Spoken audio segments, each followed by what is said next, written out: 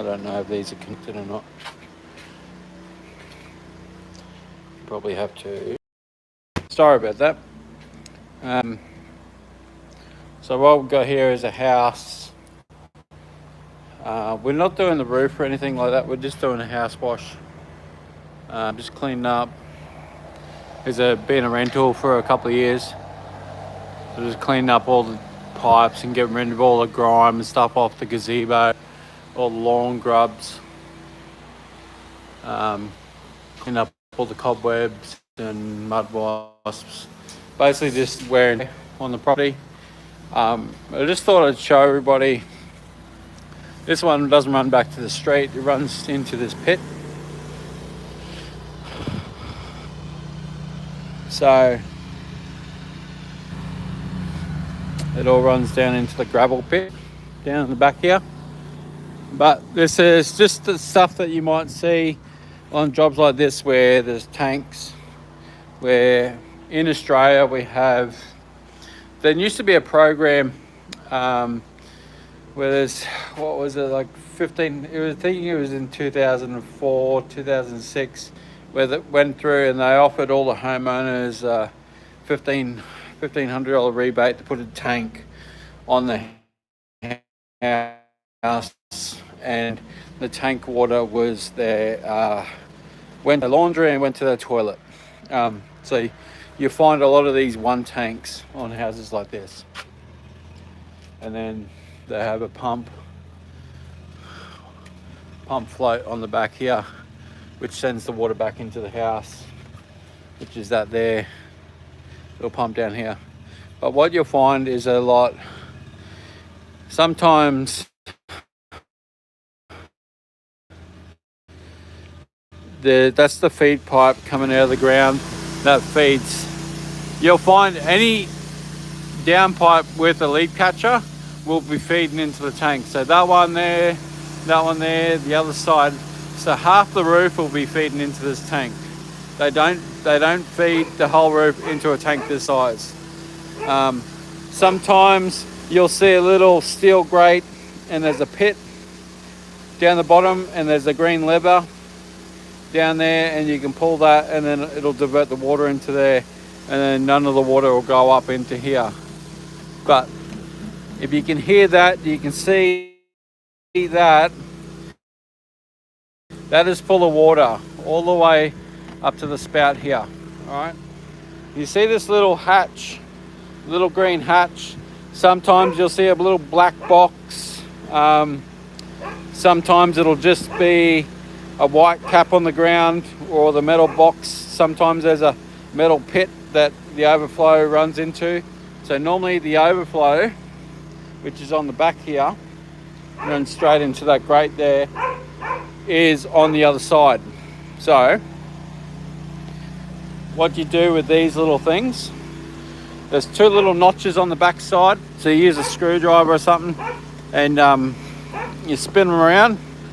Most of the times they're pretty stubborn, so you got to give them a bit to move them. Then you have to wiggle it out. I already opened it up to make it easier for me. There's two notches on either end. They keep it there. And as you see down there, there's a gate valve. And as soon as you pull that gate valve, that there becomes hollow. All the water comes flowing out and it goes all the way out back around to the shed, and it comes out in that gravel pit. So it's just stuff to look for when people say that they can't find diverters and stuff. It's always, you got to hunt. A diverter is not going to be too far from the tank. So little green hatches like that, that is a diverter. Sometimes there's a grate and you'll see the diverter in the bottom corner. Sometimes it'll be in a little green hatch inside that box. So you just got to have a look around, but there is ways to divert if the plumber was half decent. But the green hatches seem to be the way they're hiding the things these days. So keep an eye on that. I'm not washing the roof or anything today. We're just doing a building wash, but I thought I'd go live and show people, because there's a lot of you guys coming on asking about how I divert tank water, and that is a prime example. Tim, stop using that. You can see how hollow that is now. All that water is drained out, gone down to the gravel pit, and then you can drop whatever you want on the roof because it'll all run to that gravel pit. So all you have to do is tell the homeowner, or you come back in a week's time when they say the rain's done, and then you push it down, and then you reseal it, put your hatch back down. Oops. Get him in there, and just turn him, done.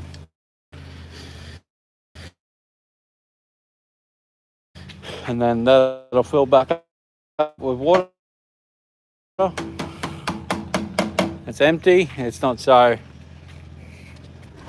that is a prime thing to look for. So sometimes they're a black box, got a black square lid on them. Sometimes they're a white lid with, it looks like a waste pipe, and it's got like screws on top, and it's got like a little concrete head on it. So sometimes you got to undo the screws and get into there. Normally it's just got a pull plunger, so you pull that straight out and away it goes. Tim's on the surface cleaner, so he's just cleaned all the concrete, and then I'm going to come through and flush the building out. So pretty big day today for a Sunday. We booked it today really fast. Other one to do after this one. It just depends if you really want to work weekends or not. Like, I'll turn over $5,000 this weekend, and I'll do the same next weekend, maybe even more next weekend.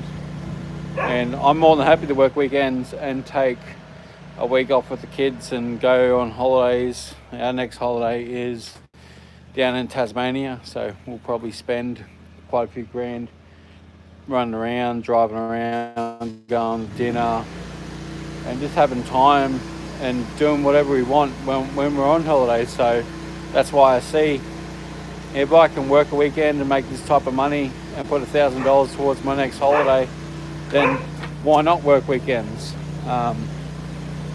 You get better family